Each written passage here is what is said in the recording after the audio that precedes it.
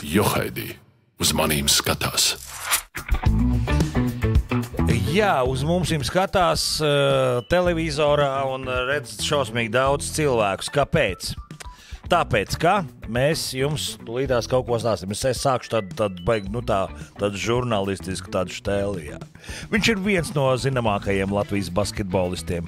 Valsts izlasē nospēlējis 44 spēles, daudz gadu bija arī izlases līderis. Ir arī viens no vadošajiem centra spēlētājiem Eiropā. Savulaik viņš atkārtoja Eirolīgas rezultātivitātes to rekordu. Ja? Viņu sauc, meitenes, kā viņu sauc? Aivars. Semjonovs. Aivars.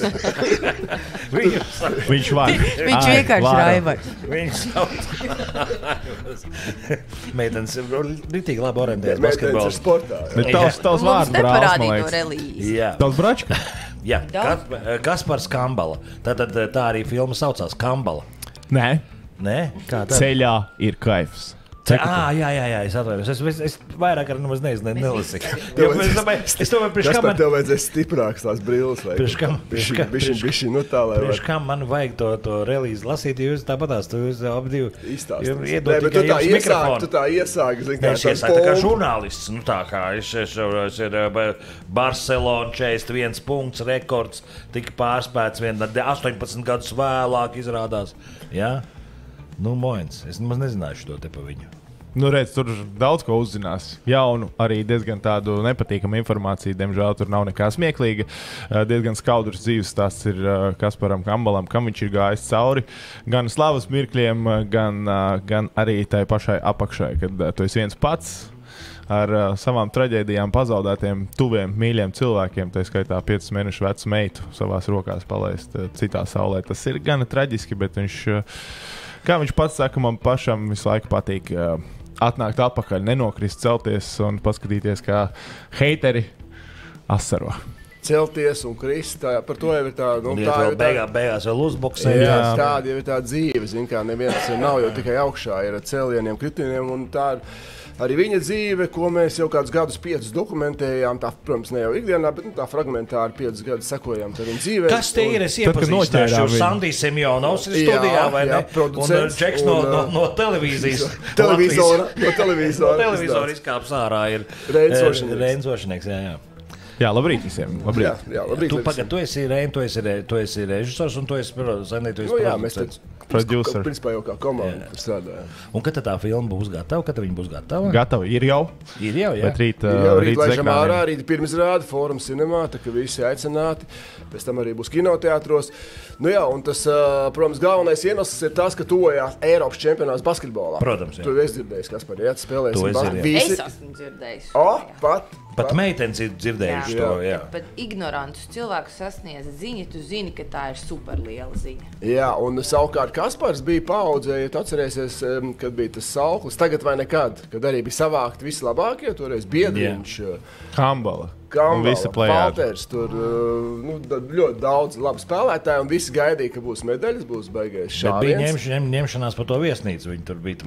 Kaut kas tas arī būs filmā, bet zikā, Biedriņu mēs dabūjām, pateicoties Kambalam. Viņš nesniedz intervijas, bet redz, ar Kambalu mēs dzirdēsim viņas viedokli par dedzināšanu. Tāpēc ir interesanti, kas ir tas, kas veido to veiksmi. Tas ir tā ķīmija komandas, kas vēl ir tie fragmenti veiksmē, kas saliek to beigās mozaīku, ka tu aizies līdz tām medaļām. Un tagad ir liels ekspektācijas no šīs izlases. Arī mums ir Porziņš pēc ļoti ilga laika izlasē.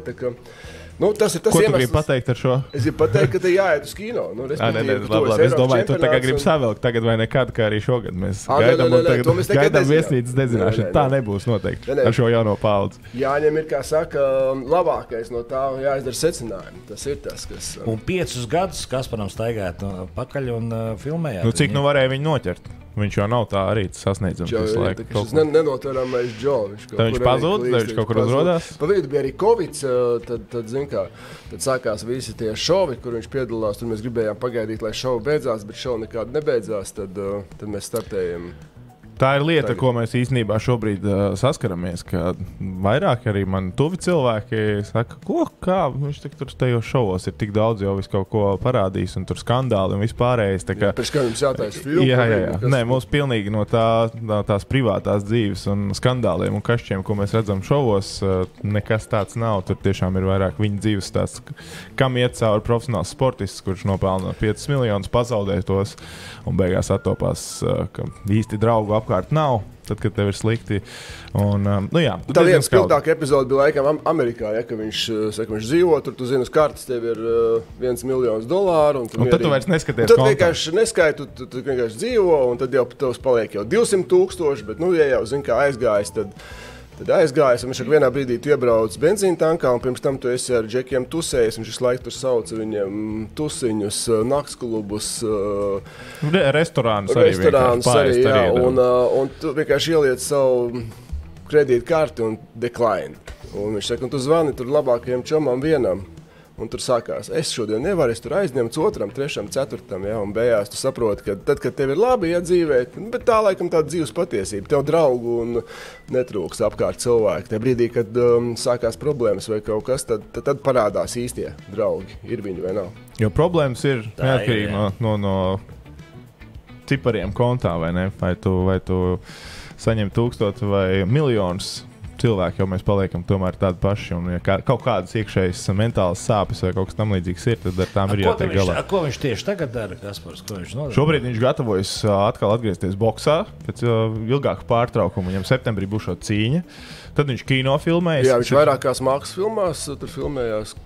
Tur ir Hollywoodas. Nevaram atklāt visu, ko viņš tēlo, kā, bet kaut kas būs. Jā, viņš arī mēģina dzīvē atrast savu ceļu tālāk, jo, protams, tā arī vēl viena no tēmām, kas būs filmā. Ir viens, ka tu esi sportists, profesionāls, bet parasti mēs zinām, 35, maksimums pie 40 jau tomēr tu vairs netiec līdz tiem jauniem zirgiem. Un tad tā dzīve, kad ir pēc aktīvās sporta karjeras, un tas nebūtu nav vienkārši atgriezties, jo tomēr tad, kad tu esi komandā, tev nodošana visu. Tad tev pasaka, cikos jābūt, cikos pusdienas, atbrauc pakaļ, aizbrauc, pat zobāšu sarunā tavā vietā, cikos tev jāierodās. Un pēkšņi tu esi uz ielas, un tev viss pašam jāorganizē, viss sava dzīve, ienākumi un tā tālāk. Tāpēc forši labi tiem, kas pratuši šo naudu, kas karjeras laikā nopelnīta, kaut kur ieguldīt vai kā saka, neatstāt visu naktsklubos. Jā, bet atceramies filmu Homo Novus, un es domāju, no Hollywoodas prizmas skatoties, viņam tiešām uz ielas daudz neredzējis tādas pār 2 metriem muskuļotas, notatuvētas skarbus večus. Es domāju, jā, tā kā redzēsim, gan būs interesanti pavērot, kurās filmās un kādas būs viņa lomas, bet es domāju, ka jā. Es sapratu 2-3 mākslas. Labs gangsters varētu būt, jā. Nopietni, jā? Latvijas gangstā. Jā, viņš ar Judu Lovu vai kā bija aktieris, ko viņš kopā ir filmējis. Tagad, jā. Tās filmas iznāk pēc gada 2, tur kamēr samontē. Vēlāk nekā mūsējās, jā. Meitenēm ir jautājums. Nē, es domāju, tāpēc tas Judu Lovs bija Latvijā, jā? Atbalsts pie salīmēja kopā tagad, jā. Bet kāpēc tieši par Kambalu? Jūs esat fani viņam, jā? Kā jūs nonācāt? Fani, kāpēc fani? Vai bija izslēgšanas metode, vai jūs vilkāt sērkociņus? Es domāju, ka tur stāsts... Tur reinis vilks sērkociņus. Nē, patiesībā jau Sandijs Čimbaram sveiciens, kad bija beidzies... Es jau nezinu, kas ir Čimbars. Čimbars, jā, ir Džeks Čoms Sandijam un Kasparam laikam, jā, un tad pēc tam, kad pēc Kipras bija atlidojis uz mājām Kaspars Kambala, viņam īsti nebija kur palikt, un tobrīd viņš bija palicis pie Čimbara fāterīša, un viņš teica, klausies, jātais filmu, šis tāds rokstārs, kur tu tagad... Principā tev viss ir beidzies karjerā, bet tev tas stāsts ir leģendārs. Nav daudz sportistu tādu, kas ir tik daudz sasnieguši, plus vēl viņa tēls. Jā.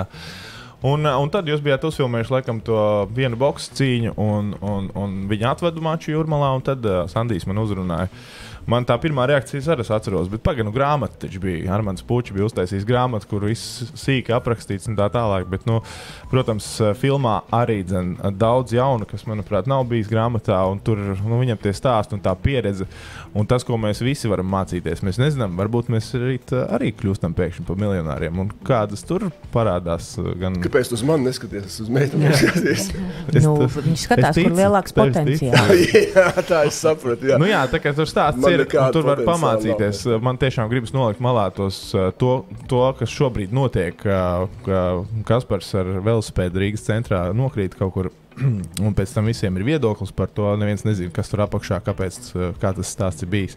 Un mēs visi mūsdienās, man liekas, baigi daudz izlasām kaut ko, un pēc tam... Es vienreiz arī pie VF tilta riktīgi nomaucos. Visiem bija vienalga, nevienam nebija viedoklis. Nu jā, bet respektīvi, man patīk, ka tur ir stāsts, kas liks aizdomāties. Respektīvi, mums patīk tiesāt citus. Mēs izveidojām savus priekšstatus. Bet mēs neaizstāvam viņu. Tā nevajag darīt kā viņš. Viņš brauc ar riteni. Tas ir komiski. Jā, bet filmas nosaukums ceļā ir kaifs, tāpēc, ka tas dzīves ceļš, tas jau ir tas, kas to kaifu rada. Jā, nepārprotiet tikai par to ceļu. Jā, nevajag pārprast, jo es atceros, kaut kur, vai tik tas nebija Ghetto Games, tur bija tāds uzraksts, kāda ir dzīves jēga. Dzīves jēga ir ceļš. Man liekas, ļoti vienkārši. Es domāju, kaifs. Kaifs pēc tam arī. Bet jūs salīdzināt visu kopā, sapratām. Jā. Vai Olgu arī varam gaidīt filmā? Ļoti maz. Viņa šovos ir daudz.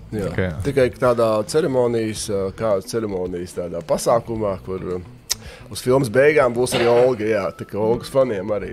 Tā, lai jūs saprastu, piemēram, viņiem bija 2 kārtas. Viena bija priekš filmas. Mums tā īstās kārtas bija bija Covid laiks. Mūs nelaid iekšā vēl dzimstraksts nodaļā, jo tur bija tie noteikumi tik ļoti stingri, bet mēs bijām kopā, tā kā tas nozīmē Kasparam vairāk nekā piedodiet šovu veidotāji. Un pēc tam viņi bija izdzirdējuši, ka viņiem bija kāzas, un tad viņi uztaisīja kaut kādas tur. Bet tomēr galvenais tās... Tomēr ir par basketbolu, teiksim tā. Par basketbolu viņi to basketbolu Kaspars un vēlreiz Kaspars un zaudētais brālis. Dzīvi, jā, kā viņam tur gājis. Tomēr, Eurolīgā viņš bija uzstādījis rekordu. Viņš spēlēja Madrides Reāli, viņš spēlēja Jaunas basketbola līgā viņam 98 punkti. 98 vienā spēlē. Kaspar to var iedomāties 98 punkti vienā spēlē. Tas nozīmē, ka viņš visu iemet. Visu iemet, vēl pa pretiniekiem, pa sevi, pa savu komandu, pa pretiniekiem arī. Kā 98, tas ir daudz. Spēles rezultāts pa lielam. Jā, bet mēs kopumā cenšamies atklāt to, kas slēpjas aiz tām rētām un aiz tiem tetovējumiem. Un aiz tā muskuļu kalna, jo daudzi saka, nē, īstenībā viņš ir tāds miermīlīgs, lāčuks, foršs, labsirdīgs cilvēks, mīļš. Kaut gan jūs nedaudz brīnaties noteikti Kaspars. Es esmu vairāk kārt ticies, viņš ir absolūti mierīgs džeks. Tur tā, ka viņš ir jābiksta, lai viņš kaut ko darītu, Vismaz man tāds priekšstats strādā. Bet tas skats viņam uz pirmo, kad tu ieraugi viņu, tad kaut kur naktī negribētos šaurā ielā satikt. Tas nav tāds. Bet tieši tā, aiz viņa ir droši. Ja viņš iet pa priekšu, plašā ielā mierīgi. Uz brīvību. Kad ir tā pirmizrāde? Rīt ir pirmizrāde, un pēc tam rādam kinoteātros. Tiem, kam interesē basketbols un kas arī fanos par Latvijas izlasi, visi laipni lūgtu iet uz kino. Atbalstīt dokumentālo kino arī, kas mūsdienās, tomēr nav vienkārši uztaisīt filmas. Kā es saku, dokumentālās kino, tas ir tāds dzīvesveids, principā. Tas nav nekas tāds biznesa. Jums neapnīk 5 gadus vienam cilvēkam? Ne konkrēti, kā Kasparu tieši. Mums jau bija minūtes pārtraukumi ik pa laikam. Jums bija pārtraukumi. Jūs tā kā varat attiet no objekta, subjekta. Protams. Tas laiks jau tikai atklāja to cilvēku, to varoni. Tad tu arī redzi, kā viņš uzvedās, kas notiek, tur kaut kādas izmaiņas notiek. Kaut kādas jūtas jums attīstās arī? Attīstās, jūtas mīlestība vai Viņam ir tā dokumentālā kino, tā kā tāda narkotika, zin kā. Viņam viņš nedēļu nevar kādam pasakot, viņam jau sākās jau, kas ir kaut kādam jāiet līdzi. Pašam sev nevar sekot visu laiku ploduliem. Bet jau pēc jūs tās spara acīs un dzirkstelis man jau gribās iet jūs izteikt. Jā, paldies. Bet es pie sevis domāju, mēģinu atmiņā, kas ir redzēts Latvijā. Es nezinu, kurš vēl būtu gatavs filmēties, teju Kails stāstīt par savām sāpēm, filmēties arī nelielā reibumā. Nē, basketbols, zināms sportists. Es varu atklāt, mēs lidojam uz Stambulu. Un ar operatoru kaut kādu pusstundu pirms mēs jau sēdāmies Stambulā. Mēs saskatījāmies, mēs domājam, kas notiks, ja mēs šo 130 kg ražano vīru, kā mēs viņu iznesīsim no lidmašīnas. Nu, tā kā viņš nekautrējas arī tādā stāvoklī nofilmēties. Vienā brīdī viņš ir ar matiem, vienā bez, vienā piepāms, vienā motivēts pirms cīņas. Nu, tas ir tas labums no tiem 5-6 gadiem filmē. Savukārt man bija iesauka bankomāts, jo tad, kad viņi devās Turciju, kā bija atrunāts kaut kāds budžets, kas jāiztērē, un tad jau pirmās dienas vakarā zvanīja jau Reinis tā, saprot, jāpalielina tas budžets. Vienreiz tiek palielināts, paiet vēl vienu dienu, Sandī atkal jāpalielina budžets. Es kaut kā pēc 4. zvana saku, Džek, sorry, bet bankomāts jau iet uz beigām, te nestāv, kā saka, Svetbank vai Citadel, kur nospied pinkodu un tik ņem ārā. Bet, iedomājies, kā tā filma būtu, vai tu visu laiku būtu vēl skaitījis? Bet viņa tāpat ir labi. Zinu, jā, es tieši domāju, mēs tur varbūt kādā limuzīnā brauktu. Pēc tā miljonu stāstu. Jā. Tā rītvakar. Rītvakar Forum Cinemās. Un pēc tam, kinoteātros, tā kā Kaspars Kambala ceļā ir kaifs. Ar Kasparu klātienē būs, bet viņš šobrīd gatavojas cīņai, tā kā ballītes tādā izpratnē, kādā jūs varbūt iedomājaties, tāda nebūs, bet Sandīs gan pašās vaļājas. Maz ballīti uztaisīs. Nē, 5 gadu darbs ir pabeigts. Tad, tas taču ir posms. Bet rīt iespēja satikt pašu Kasparu un paskatīties, kā viņš izstāsta šodien. Labi, ka šodien varējām atnākt. Pēc tam jau kādu nedēļu mums nezvanīja. Telefoni būs izslēgti. Labi, paldies, Džeki. Paldies jums. Rītā cikos? Pirmizrāde 18:30. Nē. Šī pirmizrāde izceļas ar to, ka ir gan Kaspar tuvinieki, gan ir iespējas vēl iegādāties maz gan palikušas biļetes, man liekas, bet varat atrast. Tā nav paspēt. Var vēl paspēt. 18. Agrie putniņi. Preses relīzē nav rakstīts pulkstenis, ir tikai datums. Tas ir Sandijs Semjonovs. Ceļā ir kaivs. Sandijs Semjonovs, Reinis Ošinieks. Paldies. Paldies jums, lai visiem foršdieniem. Paldies. Atā. Radio SVH LV. Labākās dziesmas latviešu valodā.